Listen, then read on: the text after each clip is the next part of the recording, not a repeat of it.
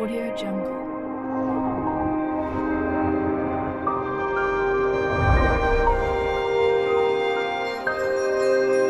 Audio Jungle. नमस्कार। मैं हूं अमित और आज हम देख रहे हैं गवेषणा पॉडकास्ट, जिसमें आज का विषय है समाज में वैज्ञानिक दृष्टिकोण। और समाज में वैज्ञानिक दृष्टिकोण के बारे में चर्चा करने के लिए आज हमारे साथ मौजूद हैं डॉक्टर वसीम और डॉक्टर सुनील सर। तो जो सर, सबसे पहले आप ही से मेरा प्रश्न है कि सर, जो समाज में जो वैज्ञानिक दृष्टिकोण है या वैज्ञानिक और दृष्टिकोण दोनों किस तरीके से जुड़े हैं, वैज्ञानिकता क्या होती है, इसके बारे में सर थोड़ा सा आप जी, ये जो शब्द जैसा कि आपने कहा कि वैज्ञानिक और दृष्टिकोण, तो वैज्ञानिक दृष्टिकोण में हम पहले दृष्टिकोण को देख लेते हैं कि दृष्टिकोण मतलब किसी चीज को हम किस नजर से या किस कोण से देख रहे हैं। तो जैसा हम देखते हैं कि इस कमरे में भी यदि आप दरवाजे से प्रवेश करते हैं तो आपके सामने एक निश्चित एरिया होता है, वहां से आप देख रहे होते हैं और वहां से देख के लोग और बता भी देंगे कि इस कमरे में क्या क्या है। उदाहरण के लिए हम लोग ऐसा भी ले सकते हैं कि मान लीजिए 3 व्यक्ति बारी बारी से हम देखने आ रहे हैं और उन्होंने आके देख के बताया कि अमित नाम के व्यक्ति वे एक सफेद शर्ट पहने बैठे। दूसरा व्यक्ति आया, वो थोड़ी देर बाद आता है और वो देख के चला जाता है और कहता है कि अमित नाम के व्यक्ति गुलाबी शर्ट पहने। और तीसरा व्यक्ति आता है और फिर वो कहता है कि नहीं, अमित नाम के व्यक्ति सफेद शर्ट पहने। तो देखिए, उसमें कौन एक था, लेकिन उसके बाद भी वो दृष्टि भी एक थी। उसके बाद भी क्या परिवर्तन आ गया रूम में, कि आप सोचिए क्या हुआ होगा कि आपकी सफेद शर्ट कहने वाला एक और दूसरा गुलाबी कह रहा था। तो निश्चित तौर पे उस बीच यहाँ पे रंग बदल गया होगा। यदि रंग बदल देंगे, आपके लिए कुछ नहीं किया, तब भी वो उसके लिए बदल गया। तो यही हमें देखना होगा कि दृष्टिकोण सामान्यतः तो लोग क्या कह सकते थे, तीनों आपके रिजल्ट सही थे, लेकिन आपस में विरोधाभास भी था। वो बाहर जाके कह सकते थे कि नहीं, मैं तो सफेद देख के हो गया, नहीं मैंने गुलाबी देखी है। और तीसरी बार जो व्यक्ति आया था वो क्या कह रहा था, वो यही कह रहा था कि नहीं सफेद है। तो इस बीच जो परिवर्तन हुआ, इसको ही हमें तार्किक दृष्टि से और वैज्ञानिक मतलब व्यवस्थित दृष्टि से देखने की जरूरत थी कि अंदर क्या कुछ परिवर्तन हो गए, कुछ ऐसा हो गया। यदि ऐसी समझदारी रहेगी तो हम उस दृष्टिकोण को या देखने के तरीके को कहेंगे वैज्ञानिक दृष्टिकोण। जी। तो डॉक्टर वसीम, आपसे मेरा जो सवाल है वो ये है कि जो वैज्ञानिकता है, तो उस वैज्ञानिकता की अगर देखा है कि पूर्व में हम जाएंगे, देखेंगे कि सारी चीज़ें धर्म से जुड़ी हुई हैं, तो उसमें फिर जो विकास है वैज्ञानिकता का, वो किस तरीके से हुआ, उसका उद्भव कहाँ से हुआ, किस तरीके से हुआ? तो जी जी, आपका सवाल बहुत अच्छा है, लेकिन मैं अपनी बात यहाँ से शुरू करूँगा जहाँ पे सुमित ने बात खत्म की है कि दृष्टिकोण दृष्टिकोण असल में जो है वो हमारी क्रियाकलाप में, हमारी बातचीत में, हमारे जो है दैनिक जीवन में परिलक्षित होता है। उसके पीछे हमारा पूरा दर्शन होता है, सोचने की, परखने की विधियां होती हैं। उन्हीं चीज़ों से हम चीज़ों को देखते समझते हैं और वही दृष्टिकोण कहलाता है। अगर हम वैज्ञानिक विधि से, वैज्ञानिक दर्शन से चीज़ों को समझना, परखना शुरू कर दें और उसी हिसाब से चीज़ों को परखते हुए एक निर्णय लेना शुरू करें, ये दृष्टिकोण वैज्ञानिक दृष्टिकोण कहलाता है। मुझे लगता है, अब यहाँ से आपका सवाल शुरू करता हूँ। आपने जो कहा कि इसकी समाज में किस तरह से इसका उद्भव हुआ होगा और विकास हुआ होगा, तो इसमें मुझे लगता है कि समाज में जो सबसे पहले व्यक्ति ने चीज़ों को देखना, समझना, परखना शुरू किया, वो वस्तुवादी तरीका ही था। जैसे पत्थर से उसको चोट लगी, उसने देख लिया कि भाई पत्थर से हमें चोट लगती है, पत्थर से दूर रहने लगा। नदी में कोई जाके डूब जाता है, मर जाता है, या मगर खा लेता है, कोई जीव जंतु उसको डस लेता है तो वो मर जाता है। तो धीरे धीरे करके वो उनसे डरने लगा और डरने के बाद में ये वस्तुवादी जो सोच थी वो भाववादी सोच में परिवर्तित होने लगी और लोग जो है उन चीजों से दूर रहते हुए उनका पूजा पाठ करने लगे, या मान लीजिए कि उनका कोई जो है उपासना करने लगे कि इन चीजों से हमें नुकसान ना हो। तो सबसे पहले जो पुराने धर्म है, उन पुराने धर्मों में इन्हीं प्राकृतिक शक्तियों, आपदाओं और जीव जंतुओं से दूर रहने के लिए उनको जो है लोगों ने उनसे बचना शुरू किया और उनका पूजा पाठ करना शुरू किया। धीरे धीरे जब विकास हुआ, मनुष्य में तार्किक क्षमता विकसित हुई, तार्किक क्षमता में आज की तार्किकता से उसकी तुलना नहीं कर रहा हूँ, लेकिन जैसे मान लीजिए कि बादल हुए तो बारिश होगी, या मान लीजिए हवा चल रही है तो हवा चलने से क्या परिणाम होगा, मौसम किस तरह से बदलते हैं, इन चीजों को जब धीरे धीरे उसने समझना शुरू किया तो इनके पीछे भी उसने कुछ भौतिकवादी वस्तुएं या घटनाएं और कुछ भाववादी घटनाएं उनको भी जोड़ना शुरू कर दिया। तो क्या होता है कि तार्किकता, ज्ञान, अंधविश्वास, इन सब का विकास धीरे धीरे लगातार होता रहा है, और जिस तरह से लोगों का ज्ञान बढ़ा है उसी तरह से अज्ञान भी बढ़ता गया। आज जिस स्थिति में हैं हम, तो आज हम ज्ञान और अज्ञान को बिल्कुल उनका भेद कर सकते हैं, उनको समझ सकते हैं। हमारे पास जो टूल है वो वैज्ञानिक दृष्टिकोण का है, और उससे हम चीजों को अलग अलग करते हुए बिल्कुल पूरी तरह से समझ सकते हैं कि क्या ज्ञान होना चाहिए, क्या अज्ञान होना चाहिए, क्या ज्ञान है, क्या अज्ञान। सर आपने जैसा अभी एक वर्ड यूज किया टूल, तो वैज्ञानिक दृष्टिकोण को समझने के लिए, जैसे कि हम कोई बात कह रहे हैं या हम कोई कार्य कर रहे हैं, तो उसको मतलब वो टूल क्या होना चाहिए जिससे हमें पता चले हमारे ही कार्य के लिए कि वो वैज्ञानिक है या अवैज्ञानिक है, उसके लिए नहीं, विज्ञान के लिए हम लोग एक विधि अपनाते हैं जो वैज्ञानिक लोग लैब में या लेबोरेटरी में, प्रयोगशाला में, और उसमें उसकी पूरी विधि है किस तरह से हमें जो है चीजों को परखना है, जानना है, बूझना है, और फिर एक नतीजे पे पहुंचते हुए अपनी समझ विकसित करना है। तो उसके लिए क्या क्या चीजें जरूरी होंगी, जैसे मान लीजिए कि हमें किसी चीज की दूरी नापना है या लंबाई नापना है, तो लंबाई की इकाई नापने के लिए हम कोई चीज विकसित करेंगे। अगर हमें कोई लिक्विड पदार्थ यानी द्रव पदार्थ नापना है तो उसके लिए हम धारिता वाला कोई बर्तन या कोई नाप तय करेंगे। इसी तरह से स्पीड देखना है या मान लीजिए कि समय देखना है, तो उन सब के लिए जिन चीजों को इकाई मानते हुए मापक यंत्र बनाएंगे वही हमारे टूल होंगे।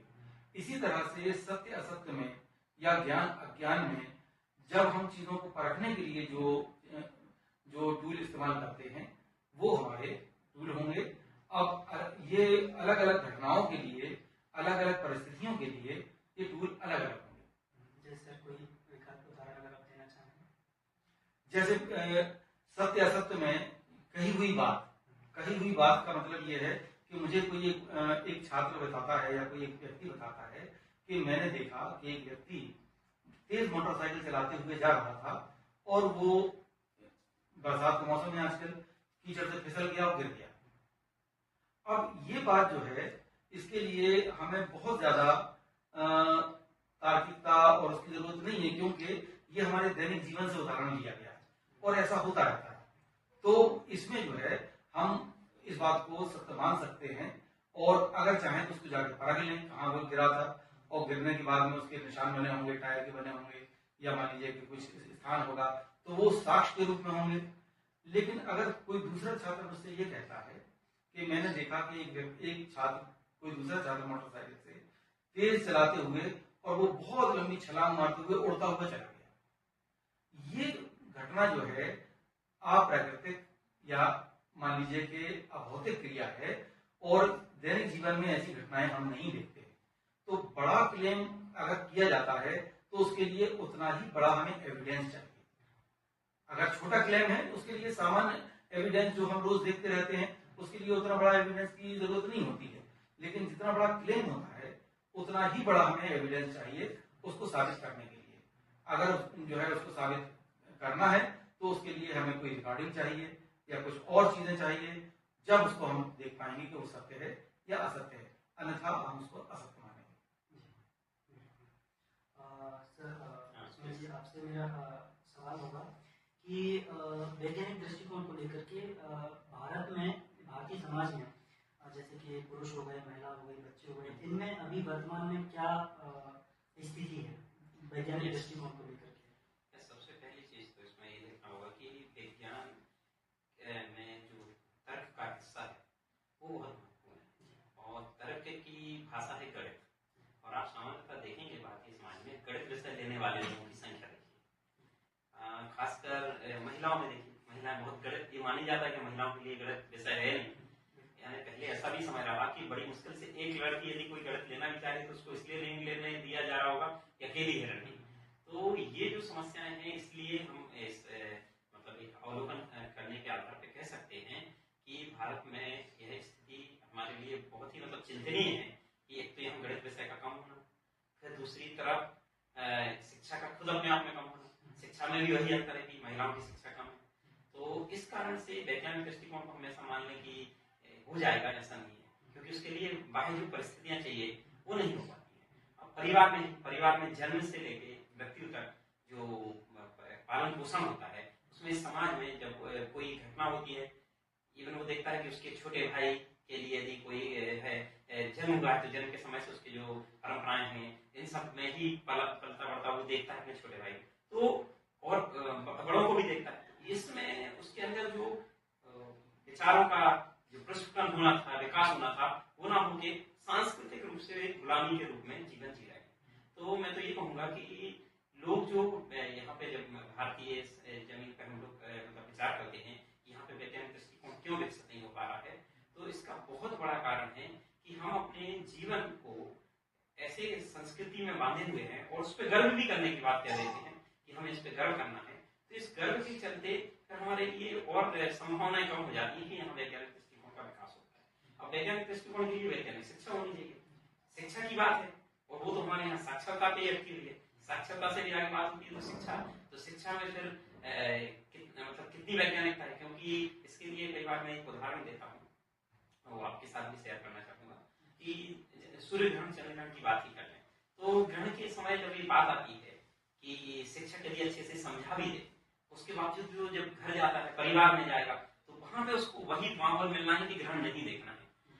एक शिक्षिका का उदाहरण मैंने पढ़ा हुआ था कि एक शिक्षिका बहुत अच्छे से अपने स्टूडेंट को समझाती है कि ग्रहण का कारण क्या है, बताती है कि भाई सूर्य ग्रहण इसलिए हो रहा है कि पृथ्वी मतलब सूर्य और पृथ्वी के बीच चंद्रमा आ जाएगा तो हमें सूर्य नहीं देख पाएगा। ठीक है, बात हो जाती है। अब वो घर में जब स्टूडेंट जाता है अपने माता पिता से बात करता है तो माता पिता कहते नहीं, वो पढ़ाई की बात मैम की बात वहीं छोड़िए, यहाँ तो आपको कल ध्यान रखना है और ग्रहण में नहीं निकलना है। ठीक है, बात समझ लेता है। लेकिन उसके बाद जब वो दूसरे दिन फिर स्कूल जाते हैं पहले तो स्कूल में मैडम को खांसी आ जाती है और खांसी आते समय वो कहते हैं मैडम पानी, तो मैडम खुद ही कह रही होती है कि नहीं बेटा वो ग्रहण है ना तो व्रत रखे हो। तो यह बात सोचिए, जिन शिक्षिका को ने विज्ञान के बारे में बिल्कुल सही बता दिया लेकिन वो अपने व्यवहारिक जीवन में उसको जी नहीं रही है तो वो पूरी वैज्ञानिकता धरी की धरी रह जाती है। तो इसी तरीके से जब वो देखता है कि उनके शिक्षक ही खुद धार्मिक क्रियाओं का इस तरीके से पालन कर रहे हैं सार्वजनिक क्षेत्र में, ठीक है व्यक्तिगत रूप से भी कर रहे होते यहाँ ना होता, लेकिन तो जब शैक्षणिक माहौल में ही वैज्ञानिकता नहीं है जहाँ केंद्रीय होने चाहिए, जहाँ से वैज्ञानिक शिक्षा से मतलब परिपूर्ण होकर लोगों को निकलना चाहिए, वहां ही ऐसी अंधता है।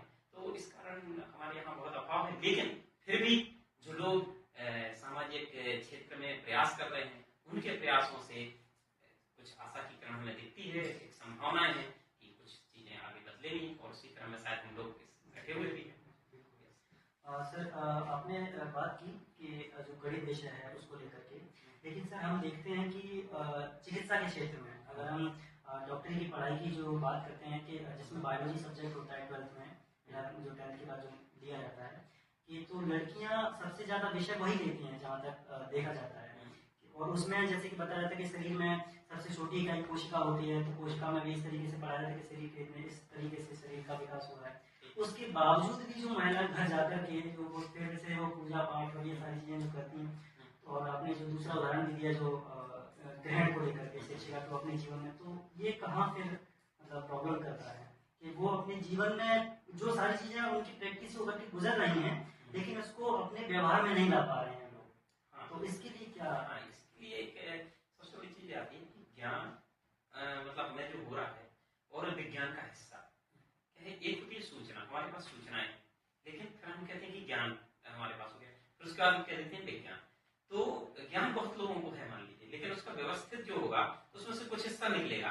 तो अभी हमारे पास जो हिस्सा निकला हुआ है वो अधिक है। जैसे अज्ञान और ज्ञान के बीच में हम कहेंगे कि जितना ज्ञान बढ़ता जाएगा अज्ञान उतना कम होता जाएगा। तो इसको और यदि हम इस रूप में देखें कि विज्ञान कितना बढ़ता जाएगा तो विज्ञान उतना ही बढ़ता जाएगा जितना ज्ञान को हम विज्ञान में बदलते जाएंगे।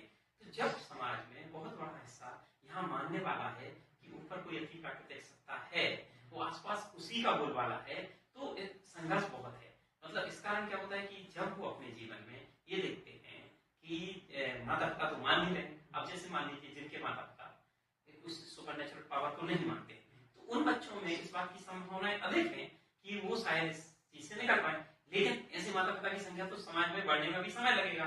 तो इस में ही हम देखते हैं कि परिस्थितियां, मतलब कहते हैं ना कि जैसे मान लो एक कचड़े का मतलब कोई टुकड़ा डला हुआ है, तो वहां पे दूसरा कचड़ा आएगा, उसमें टाइम लगेगा। लेकिन जहाँ पे यदि 10-12 मतलब कुछ कचड़े ऐसे डला हुआ संख्या में ज्यादा, तो वहां पे कचड़ा जल्दी ज्यादा डालेंगे। और यही चीज देखिए जहाँ साफ है मान लीजिए, तो मैं इससे ये उल्टा उदाहरण नहीं दे रहा हूँ कि उसमें कचड़ा, लेकिन यही चीज होती है अच्छे लोगों के साथ में। एक व्यक्ति जहाँ पे भीड़ है, भीड़ में से एक व्यक्ति अकेला निकल के खड़ा होता है, उसके लिए बहुत अधिक संघर्ष है। लेकिन जब वो 2 हो जाते हैं, 4 हो जाते हैं, 6 हो जाते हैं, तो आप देखिए फिर वहां पे दूसरे लोगों को जाना आसान हो जाएगा। जब तक कोई नहीं खड़ा था उस भीड़ से अलग, तब तो उसके लिए संभावनाएं शून्य थी, लेकिन एक के लिए संघर्ष होता है। तो अब आप देखेंगे अंतर्राष्ट्रीय स्तर पर जब कुछ शोध संस्थान है, उन्होंने रिसर्च निकाली कि लगभग 16% लोग हैं जो नास्तिकता की श्रेणी में है, जो वैज्ञानिक दृष्टिकोण के मतलब सहमत है। तो ये जो 16% बना है, ये एक दिन में नहीं बना। तो ये जो एक व्यक्ति से 1% और 1% से 16% तक गया है, इसमें अब 16 से 32 होने में और 48 होने में और 64 होने में आसानी रहेगी, लेकिन संघर्ष तो अभी भी। डॉक्टर वसीम, आपसे मेरा सवाल होगा, जैसे कि वैज्ञानिक दृष्टिकोण पे जो हम चर्चा कर रहे हैं उसमें, कि हमारे भारतीय संविधान के में 42वें संशोधन में एक आर्टिकल जोड़ा गया, आर्टिकल 51A, जिसमें कहा गया था कि भारत के प्रत्येक नागरिक का यह कर्तव्य होगा कि वह वैज्ञानिक सोच, मानवतावाद और प्रश्न और सुधार करने की भावना को विकसित करे। क्योंकि ये एक क्या कहा जाएगा कि एक वैधानिक जो है एक स्टेटमेंट है, वैधानिक आर्टिकल है भारतीय संविधान में, और हमारी राजनीति, जो राजनीतिक लोग हैं वो इन सारी चीज़ों को अच्छे से समझते भी हैं। तो ये सब होने के बावजूद जो हमारे राजनीति के लोग इस तरीके के स्टेटमेंट देते हैं कि जो गणेश का जो शेर है वो जो लगाया गया है तो उसमें प्लास्टिक सर्जरी से हुआ है, वो सारी चीज़ें। और कोई दूसरा व्यक्ति कह देता है कि महाभारत में भी जो है इंटरनेट था, या एक मैं देख रहा था कि एक राजनेता ही है, पता मतलब किस पार्टी, जो भी पार्टी होगी, तो उसमें वो कहते हैं कि इंसान को बानर, मतलब बानर से इंसान बनते हुए किसने देखा है, तो हम कैसे डार्विन को जो है डार्विन की थ्योरी को हम सच मान रहे हैं। तो इस पर आपका क्या कहना है? थोड़ा सा मैं जानना चाहूँगा। देखिए, भारतीय संविधान जब सभा बनाई गई और इसको जो है लिखे जाने के लिए भारत के जो मनीषी थे, या मान लीजिए भारत के जो अग्रणीय नेता लोग थे, उनमें जिन लोगों को काम दिया गया वो लोग तार्किक लोग थे, और भारत के संविधान में पहले से ही वैज्ञानिक दृष्टिकोण को मद्देनजर रखे और जो है उसको गढ़ा गया था। लेकिन कोई ऐसा अलग से आर्टिकल नहीं था जिसमें वैज्ञानिक दृष्टिकोण को बढ़ावा दिया जाए। तो इस कमी को महसूस करते हुए ये बात जो है 42वें संशोधन में शामिल की है। दूसरा हिस्सा आपके सवाल का है कि जब हम अपने राजनेताओं को देखते हैं तो वो अवैज्ञानिक कृत्य करते हुए दिखाई देते हैं, ऐसे भाषण, प्रतिभाष या मान लीजिए स्टेटमेंट भी देते हैं कि जो अवैज्ञानिकता की श्रेणी में आते हैं। तो असल में क्या है कि भारत में जो ज्यादातर लोग हैं वो अज्ञान से, जैसे डॉक्टर सुनील ने बताया कि अज्ञानता बहुत ज्यादा फैली हुई है, तो इस वजह से वो इन्हीं चीजों को मानते हैं जिनको हम अंधविश्वास भी कहते हैं। तो उनको जोड़ने के लिए वो ये सब बातें कहते रहते हैं, चाहे वो गणेश जी की हो, चाहे इंटरनेट की हो, या मान लीजिए कि अंतरिक्ष के बारे में, या और भी सूक्ष्म जीवों के बारे में, कि ये हमारे यहाँ प्राचीन ग्रंथों में पहले से थे। लेकिन ऐसा कुछ नहीं है। अगर हम चाहें तो आज उन ग्रंथों को देख सकते हैं, समझ सकते हैं, उनमें ऐसी बातें नहीं कही गई हैं। उसमें तो कोई और बातें कही गई हैं, लेकिन उनकी व्याख्या ये इस तरह से कर देते हैं। रही बात आज की कि जो है समाज अवैज्ञानिकता की ओर अग्रसर है, और उसमें हमारी राजनीतिक पार्टियां और राजनेता अपनी अपनी भूमिका निभाते हैं। तो इससे एक दोहरा फायदा होता है। एक तो ये कि अज्ञान वर्ग उनसे अपना जुड़ाव महसूस करता है, और दूसरी बात ये है कि वो अपना मकसद हल करने में, अपना जो उद्देश्य है उसको भंजाने में भी वो सफल हो जाते हैं। और आप देखिए हर नेता आपको ये कहता हुआ मिलेगा कि मैं आपको विश्वास दिलाता हूँ, तो वो विश्वास दिलाते हैं, लोग विश्वास कर लेते हैं, विश्वास करके धोखा खाते हैं। तो ये जो है श्रृंखला लगातार चल रही है। जब हम लगातार विश्वास करते रहेंगे और वैज्ञानिक दृष्टिकोण का उपयोग अगर नहीं करेंगे, तब फिर क्या होगा कि हमें धोखा खाने के चांसेस हमारे सबसे ज्यादा है। जैसा कि वसीम ने कहा कि हमारे राजनीति के लोग इस तरीके के स्टेटमेंट देते रहते हैं और इससे दोहरा फायदा, राजनीतिज्ञों को शायद दोहरा फायदे की बात की वसीम ने। तो इसमें मेरा ये है कि जो भावी पीढ़ी है हमारे समाज की, जो बच्चे हैं जो अभी 8वीं 9वीं 10वीं में जो हैं अभी वर्तमान में, तो उन पर क्या इम्पैक्ट पड़ेगा, क्योंकि उनकी जो कहने की कंडीशन है, तो अभी भी जो वैज्ञानिक समाज है और अवैज्ञानिक समाज मतलब और तीव्र गति से उनका जो वैज्ञानिकता की जो तरफ है तीव्र गति से बढ़ रहे हैं, उनकी समझ तीव्र गति से बढ़ रही है। जैसा कि हम बात देखते भी हैं कि एनसीईआरटी से कुछ किताबों से कुछ चैप्टर्स जो वैज्ञानिक थे, वैज्ञानिक दृष्टिकोण को बनाए रखने के लिए जरूरी थे, वो हटा दिए गए। तो इस पर आपका क्या विचार है? देखिए, जब भी समाज में जो निर्णायक शक्तियाँ होती हैं, और ऐसा नहीं है कि वो स्थायी रहे, तो निर्णायक शक्ति अपने हिसाब से निर्णय लेती है। अभी निर्णय लिया गया, मान लीजिए वो चैप्टर हटाया गया, लेकिन चैप्टर हटाने से शायद ज्यादा चर्चा हो गई, मैं तो ये कहूँगा। कितना पढ़ाया जा रहा था, कितना पढ़ पा रहे थे, वो अपनी जगह थे, लेकिन चैप्टर हटाने के बाद जो उन पे वीडियोस आ गए हैं, जो डिस्कशन आ गए हैं, वो शायद अंतर्राष्ट्रीय स्तर पे उस बात को बढ़ावा दे दिया। तो कभी कभी कहते हैं ना कि खुद अपने पैर में कुल्हाड़ी मार लेते हैं, तो ऐसा भी हो सकता है कि आगे हमें इसका पॉजिटिव मिले। लेकिन हाँ, दूसरी तरफ हमें ये देखना होगा कि निर्णायक शक्तियां ही ठीक हो, क्योंकि यदि यही निर्णायक शक्ति इस बात में निर्णय करती कि डार्विन के बाद और जो थ्योरी आई हैं उनमें क्या विकास कर लिया है डार्विन की थ्योरी में, तो वो ज्यादा बेहतर होगा। तो उससे हम कहते कि विकसित की ओर जा रहे हैं। लेकिन जैसा कि मैंने कहा कि अब जो निर्णायक शक्तियां रहेंगी जिस भी रूप में, वो अपना भूमिका मतलब अपना कार्य कर जाएंगी। लेकिन दूसरी तरफ इससे मतलब कहना चाहिए प्रेरित होके जो सामाजिक आंदोलन करता है या वैज्ञानिक सोच के समर्थक लोग हैं, वो इसको और बढ़ावा देने के लिए अपने रास्ते निकाल रहे हैं, और उन्हीं रास्तों से ही हो सकता है कि मतलब इस बात की और अधिक संभावना है वैज्ञानिक दृष्टिकोण के लिए नए टूल्स एंड टेक्निक्स अपनाई जाएगी।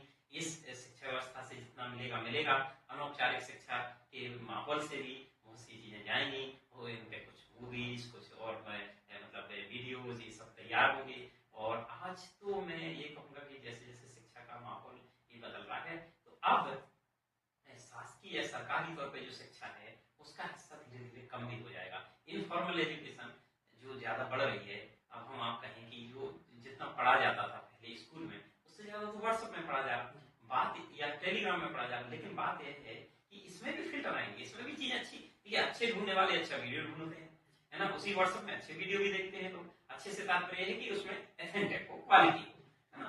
तो इसमें ये चीजें होंगी, और इसी विकास क्रम में जैसे डार्विन बाद ही अपने आप में ये कहते ही है कि भाई इस विकास क्रम में चीजें आगे बढ़ती जाएंगी, तो इसी माहौल में हम इस टेक्नोलॉजी के युग से और बच्चों में जाएगा वैज्ञानिक दृष्टिकोण। लोग कितनी कोशिश कर लें, कुछ पीछे जो लोग ले जाना भी चाहते हैं वो खुद भी कहते हैं। जैसे मैं एक उदाहरण दूं, मैं कई बार लोगों से छोटे छोटे एग्जाम्पल से बात कर भी हूँ कि आप कहते हो कि आप किस्मत को मानते हो, लेकिन मैंने कहा नहीं, आप शायद किस्मत को कम मानते हो।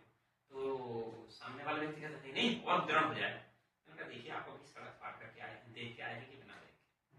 अरे तो क्या बात हुई, देख के ही आए। मैंने कहा इसका मतलब है कि उतनी प्रतिशत आप उस समय किस्मत को कम मान रहे थे। आप सोचिए, उस व्यक्ति को लगा यार चुप सा, उस व्यक्ति को चुभ जाएगा कि यार ये बात तो ठीक है। तो आप देखिए समाज में जो भी काम कर रहे हैं लोग अवलोकन पद्धति अपना रहे हैं। हाँ, जहां जहां वो अवलोकन पद्धति अपना नहीं रहे हैं, जैसे बात आ जाती है आस्था पे।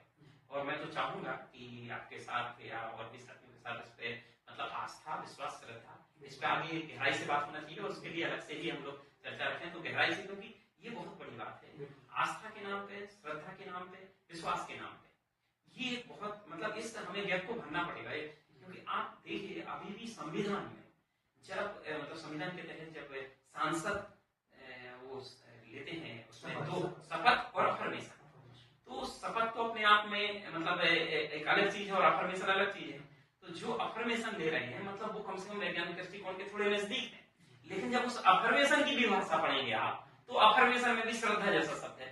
मान लीजिए मेरे जैसा व्यक्ति कल सांसद मान लीजिए चुन के जाए तो मैं तो वो शपथ नहीं ले पाऊंगा, क्योंकि वो मैं श्रद्धा है नहीं, क्योंकि श्रद्धा वैज्ञानिक शब्द है। तो अब आप सोचिए कि नया डिस्कोर्स खराब होगा, देखते हैं। जी आपने अपने अभी जो लास्ट जो वक्तव्य आपने कहा कि उसमें सिनेमा की बात की, तो भारतीय सिनेमा जो हम वर्तमान में देख रहे हैं, मुझे नहीं लगता कि पिछले 10 सालों में या 15 सालों में कोई वैज्ञानिक सोच वाली कोई पिक्चर बनी हो। तो डॉक्टर वसीम आपसे मेरा ये मतलब सवाल होगा कि भारतीय सिनेमा में ऐसी क्या समस्या है कि जो भारतीय सिनेमा है, बॉलीवुड जैसे कह रहे हैं, वो वैज्ञानिक सोच वाली जो पिक्चरें बनाने वाला जो कोई नहीं मिल रहा है या नहीं बना पा रहे हैं। क्यों? वही जो है लव अफेक्शन लव अफेयर वाली चीजें ही बना करके ला रहे हैं। हाँ, कुछ पिक्चरें आई जैसे कि आर्टिकल 15 जो समाज की उसको दिखाती हैं, लेकिन उसमें भी कहीं ना कहीं अवैज्ञानिकता को देखा जा सकता है। जैसे कई सारे जगह हम पूजा पाठ को भी देख रहे हैं उसमें, तो ये क्यों अभी नहीं बन पा रहा है? इसकी खास वजह जो है वो हमारे समाज में, हमारी संस्कृति में ही मौजूद है। हिंदी बेल्ट में, खासकर हिंदी उर्दू बेल्ट में आप देखेंगे कि यहाँ साहित्य में जो प्रेम गाथाएं हैं, नॉवेल हैं, या मान लीजिए गजल, कविता, उसमें प्रेम प्रसंग, धोखा, लव ट्रायंगल, किसी ने किसी को धोखा दे दिया, किसी ने प्यार के लिए जान दे दी, यही कहानियां हमेशा से हिट रही हैं। तो फिल्म वाले तो फिल्म इंडस्ट्री है, और वो इंडस्ट्री में का मतलब ये होगा कि वो चीज बनाएंगे जो ज्यादा बिके, ज्यादा देखी जाए। दूसरा जो पक्ष है आपका कि भाई वैज्ञानिक दृष्टिकोण वाली या वैज्ञानिक फिल्में क्यों नहीं बनाई गई। हमारे यहाँ साइंस फिक्शन जो कि दुनिया में एक इसकी अलग से एक विधा है साइंस फिक्शन की, और उसमें बहुत सारे नॉवेल लिखे जाते हैं, कहानियां लिखी जाती हैं, यहाँ तक कि कविताएं और जो है पद्य में भी बहुत कुछ साइंस फिक्शन में होता है। लेकिन भारत में साइंस, खासतौर से हिंदी बेल्ट में साइंस फिक्शन बहुत पिछड़ा हुआ है, हिंदी में भी और उर्दू में भी। आप देखें भारत के फिल्म इंडस्ट्री के 100 साल में मुझे लगता है कि ओरिजिनल मतलब प्योर साइंस के ऊपर जो फिल्म बनाई गई हैं, 5-6 से ज्यादा फिल्में नहीं बनाई गई, और उनको भी अगर साइंस फिक्शन की कसौटी पे परखा जाए तो वो भी पूरी खरी नहीं उतरती। तो साइंस फिक्शन की कमजोरी की वजह से हिंदी फिल्मों में वैज्ञानिक फिल्मों का अभाव है। इसी तरह से फिर हम देखते हैं कि अंधविश्वास विरोधी जो है साहित्य की, इसकी भी बहुत कमी है हिंदी में, उर्दू में, हिंदी बेल्ट में खासतौर से। तो अंधविश्वास विरोधी फिल्में भी जो बनाई गई, चाहे वो माय गॉड हो या मान लीजिए कि इस तरह की एक दो और फिल्में हैं, तो उनमें भी आखिर में कुछ ना कुछ अंधविश्वास को शामिल कर दिया गया। तो अंधविश्वास विरोधी फिल्में भी नहीं है और वैज्ञानिक दृष्टिकोण वाली फिल्में भी नहीं है। यहाँ फिल्में वही हैं कि कोई डाकू होना चाहिए, पुराने जमाने में डाकू चलता था, डॉन चलता है, या मान लीजिए कि कोई असंवैधानिक गैर कानूनी काम करता है, कोई रेपिस्ट होता है, कोई साइबर किलर होता है, इसको हीरो बना के और बता दिया जाए। इसके साथ साथ भूत प्रेत की फिल्में भी बहुत जो है मशहूर है, भूत प्रेत की फिल्में मशहूर हैं, वो बनती रही हैं। राम से ब्रदर्स नाम के मशहूर थे फिल्म मेकर थे, वो उन्होंने लाखों करोड़ों रुपए इसी में कमाए कि वो भूत की फिल्म बनाते थे, जो पूरी तरह से अवैज्ञानिक थी। इसके बाद अवैज्ञानिकता की और धार्मिक फिल्में, धार्मिक सीरियल हमारे यहाँ बहुत हिट होते हैं। तो समाज में जिस प्रकार की लोग चीज देखना पसंद करेंगे, तो फिल्म इंडस्ट्री में या मान लीजिए कि आजकल दूरदर्शन पे अब तो जो है सीरीज का जमाना आ गया, नेटफ्लिक्स का जमाना आ गया, तो उसमें भी बहुत कुछ बड़ा हिस्सा इसी तरह का है कि जो अंधविश्वास को बढ़ावा देता है, अंधविश्वास का सपोर्ट करता है और अवैज्ञानिकता को बढ़ावा देता है। जबकि होना ये चाहिए आज के जमाने में कि वैज्ञानिक दृष्टिकोण को समझाने वाले, बढ़ावा देने वाले ऐसे कुछ जो है हमारे पास में साहित्य होना चाहिए, फिल्में होना चाहिए, सीरियल वगैरह होना चाहिए, जिससे समाज जागरूक हो। इसी तरह से अंधविश्वास विरोधी, कि कहाँ कहाँ जो है अंधविश्वास है समाज में, उस अंधविश्वास को कैसे समझा जाए, खत्म किया जाए, इस तरह से नेटफ्लिक्स पे या मान लीजिए कि फिल्में सीरियल वगैरह बनाए जाएं तो समाज का उत्थान हो सकता है, समाज सही राह पे आगे बढ़ सकता है। बिल्कुल। और मेरा आखिरी सवाल दोनों से ही होगा कि आपने कुछ सुझाव दिए हैं, लेकिन इसके बियॉन्ड में थोड़ा सा मैं और चाहूँगा कि आप इस समाज में, भारतीय समाज में बच्चों के लिए, महिलाओं के लिए और पुरुषों के लिए, मतलब कहा जाए पूरे ही समाज के लिए उसमें वैज्ञानिक दृष्टिकोण को और ज़्यादा और जल्दी विकसित करने के लिए ऐसे क्या क्या प्रयास किए जाएं, वो आप दोनों अगर वस्तुनिष्ठ तरीके से अलग अलग बताएं कि ठीक। देखिए, प्रयास तो विभिन्न ऑर्गेनाइजेशन कर रहे हैं और इसमें लोगों को अपनी जान भी गंवानी पड़ी। अपने दावोलकर का नाम सुना होगा, गोविंद पानसरे का नाम, कुलवर्गी का नाम। तो ये जो लोग लगे हुए हैं महाराष्ट्र में, खासकर इसका काफी मतलब आंदोलन अंधश्रद्धा, महाराष्ट्र अंधश्रद्धा निर्मूलन समिति है, या इसमें जैसे कर्नाटक में, केरल में, तो ये जो जिन प्रदेशों में इसमें काम है वहाँ कुछ हद तक तो हमें दिखता है। हम लोगों को, दोनों लोगों को ऐसे अवसर कुछ मिले वहाँ कार्यक्रम में भाग लेने का, तो वहाँ देखा कि कुछ हद तक काम कर रहे हैं, लेकिन ऐसा नहीं है, वहाँ भी सुधार की जरूरत है। और यहाँ तो सुधार के साथ शुरुआत मतलब और ज्यादा करने की जरूरत है। तो यहाँ पे भी जैसे कुछ लोग मतलब ज्ञान विज्ञान, भारतीय ज्ञान विज्ञान समिति है, और कुछ मतलब ऐसे जो सामाजिक लोग हैं जो वैज्ञानिक सोच रखते हैं, वो अपने लेख के माध्यम से, कुछ गोष्ठियों के माध्यम से प्रयास देखे जा सकते हैं। छत्तीसगढ़ में भी, लेकिन इस तरह उत्तर राज्यों में हम देखें, पंजाब में जैसे तकसील सोसाइटी है, तो ये लोग कार्य कर रहे हैं।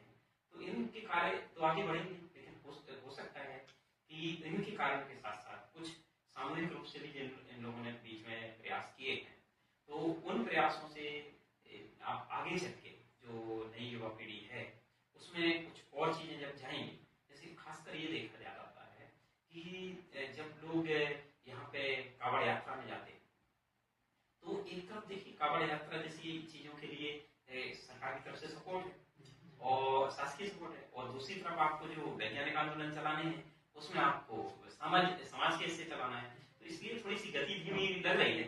लेकिन इस गति को बढ़ाने के लिए यही होना चाहिए कि छोटे छोटे समूह जहाँ भी संभव है, जैसे मैंने कुछ वैज्ञानिकों से बात की, खासकर गौहर राजा, अमिताभ पांडे, तो इन लोगों के साथ मैंने जब एक इंसानियत की पाठशाला के समय मतलब कार्यक्रम में बात की और क्या हो सकता है, तो उनका यही बात थी कि आप और हम जहाँ तक संभव है छोटे छोटे ऐसे मतलब समूह में कार्य करते रहे, क्योंकि आपका बड़ा तो एकदम से संभव नहीं है, लेकिन छोटे समूह में जहाँ भी संभावना है, 4, 6 लोग, 10 लोग, 20 लोग, ये कार्य होने चाहिए। साथ ही साथ कुछ कोर्स भी डेवलप किए जा सकते हैं। तो इसी क्रम में हमने कुछ साथियों की मदद से to develop scientific and critical thinking का कोर्स भी डेवलप किया है। तो 30 घंटे के कोर्स में कोशिश ये है, और उसको अभी और विकसित करते रहेंगे कि वैज्ञानिक दृष्टिकोण के लिए हो ना, एक कोर्स ही नहीं है ना इस तरीके से। आप सोचिए, जो लोग रिसर्च मेथोलॉजी वाले चैप्टर पढ़ते हैं, कब पढ़ाया जाता है रिसर्च मेथोलॉजी का चैप्टर है पीजी में या कुछ यूजी क्लासेस में। तो आप सोचिए, तब तक कहते तो एक तरफ की कच्चा घड़ा मिट्टी, वो सब उदाहरण सब धरे के धरे रह जाते हैं। उस समय क्यों नहीं है सब? उस समय तो आप मान लीजिए एक, खैर अब आपसे और आगे चर्चा करेंगे कि जब स्कूल में, बल्कि कोशिश करिए इसमें आगे सीधे चला सकते हैं हम लोग कि स्कूली शिक्षा में वैज्ञानिकता की स्थिति, तो उसमें ही हम लोग सिलसिलेवार देख सकेंगे कि कहाँ कहाँ देखें, फिर उच्च शिक्षा में देखें, फिर हम लोग आसपास समाज के माहौल में देखें, तो हम लोग शायद इसका और अच्छे से विश्लेषण कर पाएंगे, और इन्हीं विश्लेषण को करते हुए शायद कुछ आगे का रोड मैप भी बना पाएंगे। जी, मैं डॉक्टर सुनील की बात से सहमत हूँ कि वैज्ञानिक दृष्टिकोण को या वैज्ञानिकता को बढ़ावा देने के लिए हमें ऐसे सिलेबस बनाना चाहिए, और उनको बिल्कुल प्राइमरी स्कूल से ही शुरू कर देना चाहिए, क्योंकि प्राइमरी स्कूल से हम जिस तरह से हम नैतिक शिक्षा के नाम पे उनको शिक्षित करते हैं, तो नैतिक शिक्षा के बजाय वैज्ञानिक दृष्टिकोण से अगर उनको जो है चीज़ों को समझना, बूझना, परखना सिखा दिया जाए, तो बच्चे खुद निर्णय लेने के लिए सक्षम होंगे, और क्या सही है क्या गलत। एक तो ये बात। दूसरी बात यह है कि 1990 के बाद भारतीय जो है उपमहाद्वीप में, खासतौर से हिंदी बेल्ट में बाबाओं की एक बाढ़ आ गई। अब ये जो है 2-3 साल में आप देखें तो बड़ी बड़ी घटनाएं हुई, जिसमें दर्जनों लोग जो है मारे गए और जो है सैकड़ों लोग घायल हुए, कुछ और हो गया। लेकिन उसके बाद भी लोग इस तरह से कहते हैं कि मैं भी वहां होता, मैं भी मर जाता। इस तरह की वीडियो भी उपलब्ध हैं कि लोग वहां जाके और मरने के लिए तैयार हैं। ये अवैज्ञानिकता, ये अंधता हमारे समाज में व्याप्त है। तो सरकारी तौर पे ऐसे कानून बनना चाहिए कि जो इस तरह की लगाम लगाएं कि ऐसे बाबा, कहीं भी कोई बाबा बन जाए और बाबा बनने के बाद में वो अपना दरबार लगाना शुरू कर दे और दरबार के अंदर जितनी अवैज्ञानिकता है वो सब फैलाता है। बल्कि ये जो है विज्ञान को रोज रोज चैलेंज भी दे। आज हम रोज यूट्यूब पे देखते हैं कि कई बाबा कहते हैं वैज्ञानिकों को ये नहीं मानो, वैज्ञानिकों को नहीं मानो, और हम यहाँ सब चीजें बताते हैं। तो ये जो इस तरह से भ्रम फैलाया जा रहा है बाबाओं के जरिए, और समाज में फिर जिस तरह की संस्कृति है, जिस तरह की हमारा जो है ताना बाना है, उसमें भी वैज्ञानिकता की बहुत कमी है। तो इस तरह से जब माहौल बदलेगा, यानी इन बाबाओं के ऊपर रोकथाम लगेगी और स्कूल में बच्चों को तार्किक शिक्षा, वैज्ञानिक शिक्षा, वैज्ञानिक दृष्टिकोण पढ़ाया जाएगा, और जितना जो अवैज्ञानिक ज्ञान है उसको स्कूलों के बाहर कर दिया जाएगा, तो धीरे धीरे करके 10-20 साल में ऐसी नस्ल सामने आएगी जो तार्किक भी होगी, वैज्ञानिक दृष्टिकोण से समाज को, चीजों को समझती होगी और प्रगति के पथ पे आगे भी होगी। तो आज का जो एपिसोड है, हमारी चर्चा काफ़ी लग रहा है कि काफ़ी इंफॉर्मेटिव है। सर आपने जैसे सुझाव दिए लास्ट की शिक्षा के साथ साथ और कुछ कार्यक्रमों की भी आपने चर्चा की, और आपने भी एजुकेशन के बारे में, तो कहीं ना कहीं कहा जा सकता है कि एजुकेशन ही एक ऐसा बेस है जो कि समाज में जो है वैज्ञानिक दृष्टिकोण को का विकास करेगा। तो आपसे बातचीत करके बहुत अच्छा लगा। कोशिश करेंगे आगे हम लोग। बिल्कुल, आपने कहा संस्कृति और शिक्षा के बारे में हम आगे भी चर्चा करते रहेंगे।